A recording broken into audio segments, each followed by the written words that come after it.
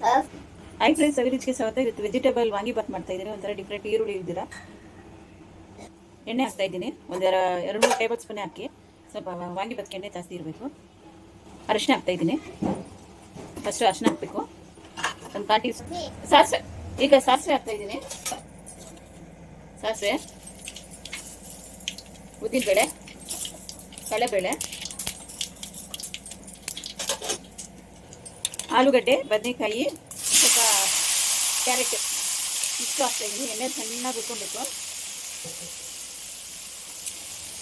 ತುಂಬ ಟೇಸ್ಟಾಗಿ ಡಿಫ್ರೆಂಟಾಗಿರುತ್ತೆ. ಈ ಜೊತೆಗೆ ಬಟಾಣಿನೂ ಹಾಕ್ಬೇಕು. ಬಟಾಣಿನೂ ಹಾಕ್ತಾ ಇದ್ದೀನಿ.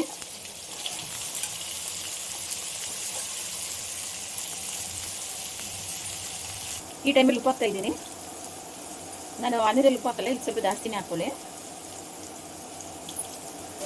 ನೋಡಿ, ಚಿಲ್ಲಿ ಪೌಡರ್ ಹಾಕ್ತಾ ಇದ್ದೀನಿ. ರುಚಿಗೂ ಕಲರ್ಗೂ ಒಂದು ಅರ್ಧ ಟೀಸ್ಪೂನ್ ಚಿಲ್ಲಿ ಪೌಡರ್. ಆಮೇಲೆ ವಾಂಗಿಬಾತ್ ಹಾಕಬೇಕು. ಒಂದೇ ಒಂದು ಟೊಮೊಟೊ, ಜಾಸ್ತಿ ಬೇಡ, ಒಂದೇ ಒಂದು ಸಾಕು ಹಾಕೋ. ಅದನ್ನು ಸ್ವಲ್ಪ ಫ್ರೈ ಮಾಡಿ. ಈಗ ಕ್ಯಾಪ್ಸಿಕಮ್ ಹಾಕ್ತಾ ಇದ್ದೀನಿ.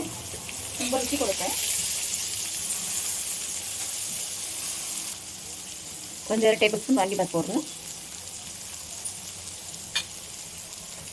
ಚೆನ್ನಾಗಿ ಮಿಕ್ಸ್ ಮಾಡಬೇಕು. ಅದೇ ಚೆನ್ನಾಗಿದೆ. ಈಗ ಮಾಡಿಕೊಡಿ, ಮಕ್ಕಳಿಗೆ ಎಲ್ಲರೂ ತುಂಬ ಇಷ್ಟಪಟ್ಟು ತಿಂತಾರೆ.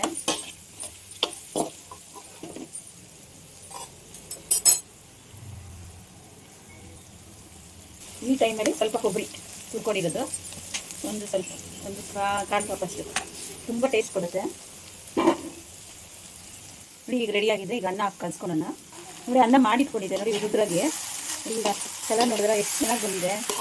ಈ ಥರ ಟೇಸ್ಟು. ಇದಕ್ಕೇನು ಹುಣಸೆಹಣ್ಣು ಇಲ್ಲೋದೇನು ಬೇಡ, ಅದು ಅಷ್ಟು ರುಚಿಯಾಗಿರುತ್ತೆ. ಇದು ಈಗ ಮದುವೆ ಮನೆಗೆ ಎಲ್ಲ ಮಾಡ್ತಾರೆ ನೋಡಿ ವಾಂಗಿಬಾತ್. ಆ ಥರ ಒಂಥರ ಡಿಫ್ರೆಂಟಾಗಿ.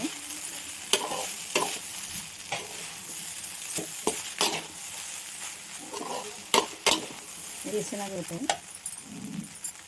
ಈಗ ಗೋಡಂಬಿ ಒಗ್ಗರಣೆ ಕೊಡೋಣ. ನೋಡಿ, ಸ್ವಲ್ಪ ತುಪ್ಪ ಹಾಕಿದ್ದೀನಿ, 1 ಟೀ ಸ್ಪೂನು. ಈಗ ಗೋಡಂಬಿ ಹಾಕೋಣ. ಒಂದು ಸ್ವಲ್ಪ ಕರಿಬೇವು ಹಾಕೋಣ. ನೋಡಿ, ಗೋಡಂಬಿ ಹಾಕಿದ್ದೀನಿ, ಸ್ವಲ್ಪ ಕರಿಬೇವು ಹಾಕಿ ಚೆನ್ನಾಗಿ ಚೂರು ಫ್ರೈ ಮಾಡ್ಕೊಳ್ಳಿ. ನೋಡಿ, ಎಷ್ಟೊಂದು ಘಮ ಅಂತ ಇದೆ ವಾಂಗಿಬಾತು. ತುಂಬ ಟೇಸ್ಟಾಗಿರುತ್ತೆ. ಒಂದ್ಸರಿ ನೀವು ಟ್ರೈ ಮಾಡಿ, ತಿನ್ನೋಣ ಅನಿಸ್ತಾನೆ ಇರುತ್ತೆ. ನೋಡಿ, ಮೇಲೆ ಗೋಡಂಬಿ ಎಲ್ಲ ಹಾಕಿ, ಗೋಡಂಬಿ ಕರಿಬೇವು. ಲೈಕ್ ಮಾಡಿ, ಶೇರ್ ಮಾಡಿ, ಸಬ್ಸ್ಕ್ರೈಬ್ ಮಾಡಿ.